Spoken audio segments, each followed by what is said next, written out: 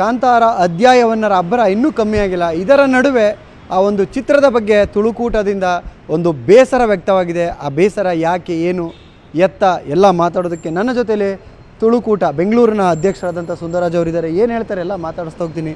Sir, Kantara ಕರಾವಳಿ, ನಮ್ಮ ಕರಾವಳಿಯ ಒಂದು ಹೆಮ್ಮೆಯ ಸಿನಿಮಾ, ನಮ್ಮ ಕರಾವಳಿಯ ಸಂಸ್ಕೃತಿಯನ್ನು ಕನ್ನಡಿ ಅಂತ ಅನ್ಬೋದು. ಇದರ ಬಗ್ಗೆ ನಿಮಗೆ ಈಗ ಬೇಸರ ಆಗಿದೆ? ಇಲ್ಲ, ಬೇಸರ ಅಂದರೆ ಸಿನಿಮಾದ ಬಗ್ಗೆ ನಮ್ಮದು ಏನು ಭಿನ್ನಾಭಿಪ್ರಾಯ ಇಲ್ಲ. ಯಾಕಂದರೆ ನಾವು ಬೆಂಗಳೂರಲ್ಲಿ ಕಂಬಳ ಮಾಡಿದವರು, ನಾವು ಬೆಂಗಳೂರಿಗೆ ಕಂಬಳವನ್ನು ತರಬಾರ್ದು ಅಂತ ಒಂದು ಅಷ್ಟು ಅಬ್ಜೆಕ್ಷನ್ ಇತ್ತು. ಆವಾಗ ನಾವೊಂದು ಮಾತು ಹೇಳಿದ್ದೆವು, ಪ್ರಪಂಚಕ್ಕೆ ಒಂದು ಸಲ ತೋರಿಸೋಣ ನಾವು ಇದೊಂದು ರೈತರ ಒಂದು ಕ್ರೀಡೆ, ಅದು ಪ್ರಪಂಚಕ್ಕೆ ತೋರಿಸ್ಬಿಟ್ಟು ಇದು ಮಾಡೋಣ ಅಂತೇಳಿ ನಾವು ಅದು 1 ವರ್ಷ ಮಾಡಿದೆವು, ಅಲ್ಲಿಗೆ ಬಿಟ್ಟಿದ್ದೇವೆ. ಕಾಂತಾರ ಪಿಕ್ಚರ್ ಮಾಡಿದರಲ್ಲಿ ನಮ್ಮದು ಏನು ಅಭ್ಯಂತರ ಇಲ್ಲ. ಕಳೆದ ಸಾರಿ ಏನಾಗಿದೆ, ನಮ್ಮ ಅಭ್ಯಂತರಲ್ಲಿ ಏನಂದರೆ, ನಮ್ಮ ಅಬ್ಜೆಕ್ಷನ್ ಏನಂದರೆ, ನಾವು ರಿಷಭ ಶೆಟ್ಟಿಗೆ ಬರೆದ ಪತ್ರ ವಿಷಯದ ಏನಂದರೆ, ಕಾಂತಾರ ಸಿನಿಮಾ ನೋಡೋಕ್ಕೆ ಬಂದ ಪ್ರೇಕ್ಷಕರು ಅಲ್ಲಿ ಒಳಗಡೆ ಆ ವೇಷ ಹಾಕ್ಕೊಳ್ಳೋದು, ನಲಿಯುವುದು, ಮೈಗೆ ಬಂದಂತೆ ವರ್ತಿಸುವುದು, ಇದನ್ನೆಲ್ಲ ನಾವು ಖಂಡನೆ ಮಾಡ್ತಾಯಿದ್ದೇವೆ. ಕಾರಣ ಏನಂದರೆ, ನಾವು ದೈವ ಭಕ್ತರು, ನಾವು ದೇವರ ಭಕ್ತರಿಗಿಂತ ಜಾಸ್ತಿ ದೈವ. ನಾವು ಮಾತಾಡುವಾಗಲೂ ನಾವು ದೇವರು ಅಂತೇವೆ ವಿನಃ ಯಾವುದೇ ಕಾರಣಕ್ಕೂ ದೇವರು ದೈವ ಅಂತ ಹೇಳೋಕ್ಕೋಗಲ್ಲ. ಮತ್ತು ನಮ್ಮ ಎಲ್ಲ ದೇವಸ್ಥಾನಗಳಲ್ಲಿ ದೈವದ ಸ್ಥಾನ ಇದೆ. ಆದ್ದರಿಂದ ಇದನ್ನು ಇಲ್ಲಿ ಮುಂದಕ್ಕೆ ಫ್ಯೂಚರಲ್ಲಿ ಇದನ್ನು ಏನೋ ದುರುಪಯೋಗ ಆಗುತ್ತೆ, ಇನ್ನೇನೋ ಮಿಸ್ಯೂಸ್ ಆಗುತ್ತಾ ಎಂಬ ಒಂದು ಹೆದರಿಕೆ ನಾವು ಅವಿಭಜಿತ ದಕ್ಷಿಣ ಜಿಲ್ಲೆಯ ಜನರಿಗೆ. ಆದರೆ ರಿಷಭ ಶೆಟ್ಟಿ ಅವರು ಲಾಸ್ಟ್ ಟೈಮ್ ನಮಗೆ ಒಂದು ಮಾತು ಏನು ಹೇಳಿದ್ರು ಅಂದರೆ, ನೀವು ಇದನ್ನು ಸಿನಿಮಾ ಅಂತ ನೋಡಿ ಅಂತೇಳಿ. ಆಯಿತು, ಸಿನಿಮಾ ಅಂತ ನೋಡ್ತೇವೆ, ನಮಗೇನು ತೊಂದರೆ ಏನಿಲ್ಲ. ಆದರೆ ಕರ್ನಾಟಕದಲ್ಲಿ 7 ಕೋಟಿ ಜನ ಸಿನಿಮಾ ಅಂತ ನೋಡೋಕ್ಕೆ ಸಾಧ್ಯನಾ? 30, 40, 50, 1 ಕೋಟಿ ಜನ ನೋಡ್ಬೋದು. ಆದರೆ ಅವಿಭಜಿತ ದಕ್ಷಿಣ ಜಿಲ್ಲೆಯಲ್ಲಿ ಪ್ರತಿ ಮನೆಯಲ್ಲಿಯೂ ದೈವ ಇದೆ, ನಂಬ್ತಾರೆ, ಅದಕ್ಕೆ ಆರಾಧನೆ ಮಾಡ್ತಾರೆ. ಅವರಿಗೆ ಮನಸ್ಸಿಗೆ ಘಾಸಿ ಆಗಲ್ವಾ ಈ ಥರ ಇವರು ವೇಷ ಹಾಕ್ಕೊಂಡು? ಆವಾಗ ನಮ್ಮದು ಈಗ ರಿಕ್ವೆಸ್ಟ್ ರಿಷಭ ಶೆಟ್ಟಿ ಅವರ ಹತ್ರ ಇಷ್ಟೇ, ಒಂದು ಪ್ರೆಸ್ ಕಾನ್ಫರೆನ್ಸ್ ಕರೀರಿ, ಪತ್ರಿಕೋಗೋಷ್ಠಿ ಕರೆದುಬಿಟ್ಟು ನಿಮ್ಮ ಅಭಿಮಾನಿಗಳು, ಯಾಕಂದರೆ ಕೋಟ್ಯಾಂತರ ಅಭಿಮಾನಿಗಳು ನಿಮಗೆ ಬಂದರು, ರಾತ್ರಿ ನಿಮಗೆ ಕೋಟ್ಯಾಂತರ ಅಭಿಮಾನಿಗಳಿದ್ದಾರೆ. ನಮಗೂ ಸಂತೋಷ, ನಮ್ಮ ಕರ್ನಾಟಕದ ಹುಡುಗ ನಮ್ಮವನು ಇಡೀ ಪ್ರಪಂಚ ಒಂದು ಸಲ ನಮ್ಮ ಕರ್ನಾಟಕದ ಕಡೆ ತಿರುಗಿ ನೋಡ್ತು, ಅದೊಂದು ಖುಷಿ ಇದೆ. ಇವತ್ತಿಗೂ ನಾವು ಅವರಿಗೆ ಬೆಂಬಲವೂ ಇದೆ ಆ ವಿಚಾರದಲ್ಲಿ. ಆದರೆ ಈ ವೇಷಗಳನ್ನು ಇದು ಮಾಡೋದು ಇದೆಲ್ಲ ಬೇಡ ಅಂತ ನಮ್ಮ ಖಂಡಿಸ್ತಾ ಇದ್ದೇವೆ, ಅಷ್ಟೇ ನಮ್ಮ ಅಬ್ಜೆಕ್ಷನ್ ಇರೋದು.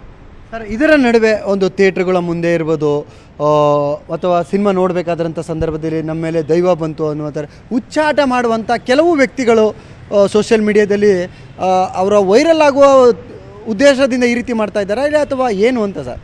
ಬಹುಶಃ ನಾನು ತೀರಾ ಇದು ಮಾಡೋಕ್ಕೂ ಅಂತ ಹೋಗಲ್ಲ. ಬಹುಶಃ ಅವರಿಗೆ ಮಾಹಿತಿ ಇಲ್ಲ ಅನಿಸ್ತದೆ, ಈ ದೈವ ಅಂದರೆ ಏನು, ಇದು ಯಾಕೆ. ಅವರು ಏನು ಅಂದ್ಕೊಂಡಿದ್ದಾರೆ, ಎಲ್ಲ ಜಾನಪದ ಕ್ರೀಡೆ ಅದು ಇದು ಅಂತ, ಹಾಗೇನೇ ಇದು ಅಂತ ಅಂದ್ಕೊಂಡಿದ್ದಾರೆ. ಅದು ನಮ್ಮ ನಂಬಿಕೆಯಾದಂಥ ಒಂದು ಇದು ಇರುವುದರಿಂದ, ಆದ್ದರಿಂದ ಯಾವುದೇ ಕಾರಣಕ್ಕೂ ಇದನ್ನು ಮಾಡಬೇಡಿ ಅಂತ ನಾನು ಮನವಿ ಮಾಡ್ತಾಯಿದ್ದೇನೆ ಅವರಿಗೆ. ಮತ್ತು ಒಂದು ವೇಳೆ ಇದರ ಮೇಲೆ ಇನ್ನೂ ಮಾಡೋಕ್ಕೋದಾದರೆ ರಿಷಭ ಶೆಟ್ಟಿ ಒಂದು ಸಲ ಪ್ರೆಸ್ ಮೀಟ್ ಮಾಡಿ ಅದನ್ನು ಒಂದು ಅವರ ಅಭಿಮಾನಿಗಳಿಗೆ ಹೇಳಿಬಿಡಲಿ, ಬೇಡ ಇಂಥದ್ದು ಮಾಡಬೇಡಿ ಅಂತೇಳಿ. ಅದರ ಮೇಲೆ ಮಾಡಿದರೆ ನಾವು ಕಾನೂನನ್ನು ಹೇಗೆ ಕಾನೂನಲ್ಲಿ ಇದು ಮಾಡಬೇಕು ಅದನ್ನು ಮಾಡ್ತೇವೆ.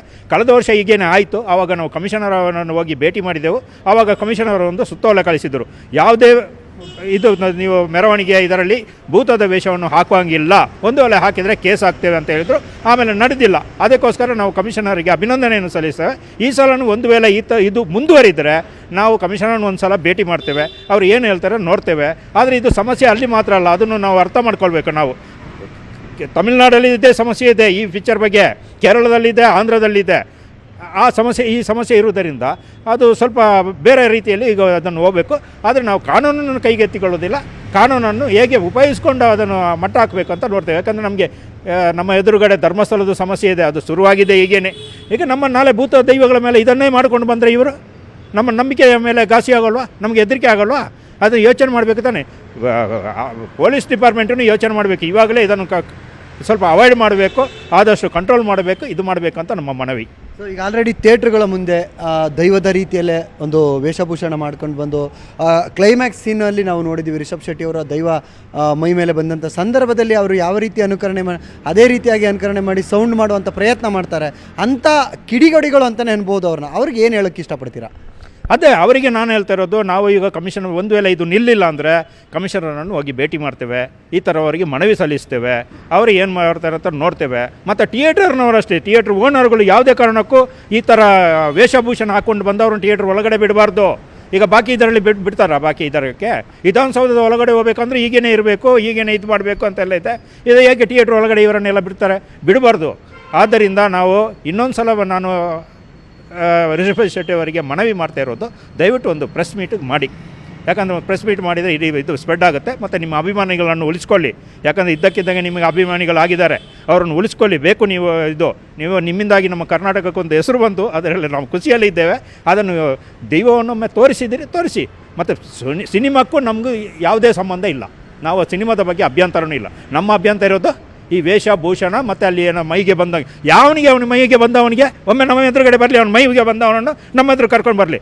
ಅವ್ರಿಗೆ ಗೊತ್ತಿಲ್ಲ, ಬೇಕಾದರೆ ಅದನ್ನು ತಜ್ಞರ ಜೊತೆ ಚರ್ಚೆ ಮಾಡಲಿ. ನಾನು ಹೇಳ್ತೇನೆ ಕೇಳಿ, ದೈವಗಳನ್ನು ಅವಿಭಜಿತ ದಕ್ಷಿಣ ಕನ್ನಡದಲ್ಲಿರುವ ದೈವಗಳು ಯಾವುದೇ ಕಾರಣಕ್ಕೂ ಘಟ್ಟದ ಮೇಲೆ ಹತ್ತಬಾರದಂತೆ ಇದೆ, ಯಾವುದೇ ಕಾರಣಕ್ಕೂ.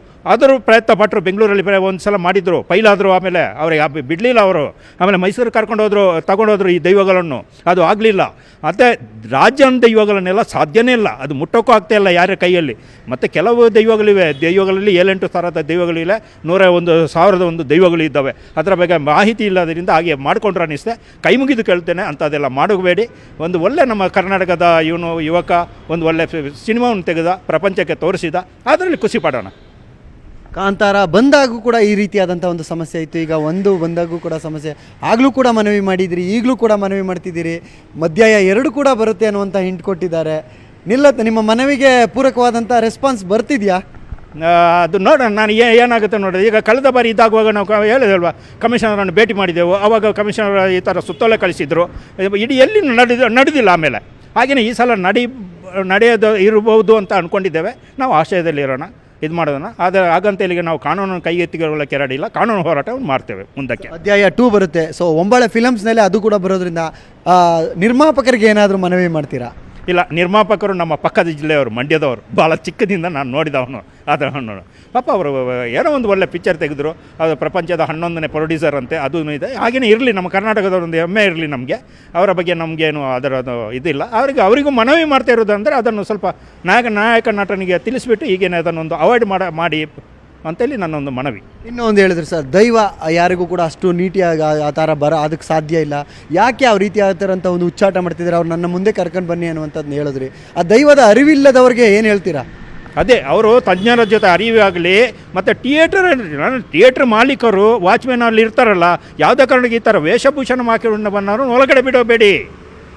ಅವರು ಒಳಗಡೆ ಬಂದು ಇದನ್ನು ಮತ್ತು ದೈವ ಬಂದವ, ನಾನು ಆವಾಗಲೇ ಹೇಳ್ದಲ್ಲ, ದೈವ ಬಂದವನು ನನ್ನ ಹತ್ರ ಕರ್ಕೊಬನ್ನಿ, ಅವನು ನಾನು ಮಾತಾಡ್ತೇನೆ, ಎಲ್ಲಿ ಬಂತು ನಿನಗೆ, ಎಲ್ಲಿಂದ ಬಂತು, ಹೇಗೆ ಬಂತು ಅಂತ ಹೇಳಿ ನೋಡೋಣ. ಸಾಧ್ಯನೇ ಇಲ್ಲ ರೀ, ಘಟ್ಟ ಹತ್ತಬಾರ್ದಂತ ಇದೆ ದೈವಗಳು ಯಾವುದೇ ಕಾರಣಕ್ಕೂ.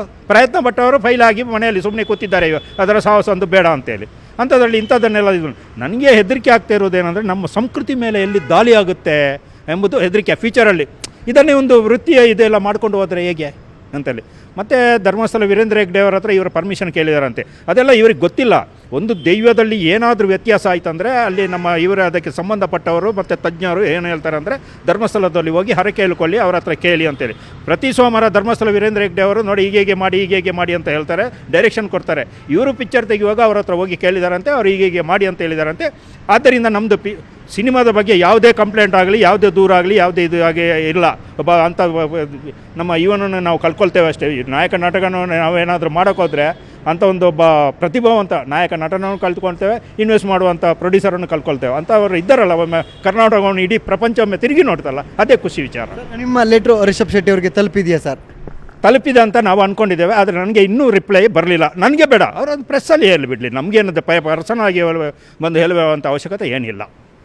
ಧನ್ಯವಾದಗಳು ಸರ್, ನ್ಯೂಸ್ 18 ಜೊತೆ ಮಾತಾಡಿ. Thank you. ಇದಿಷ್ಟು ಸುಂದರರಾಜ್ ಅವರ ಮಾತುಗಳು. ಕ್ಯಾಮರಾ ಪರ್ಸನ್ ಎಡ್ವಿನ್ ಜೊತೆ ಸತೀಶ್ ಕನಕಪುರ, ನ್ಯೂಸ್ 18 ಬೆಂಗಳೂರು.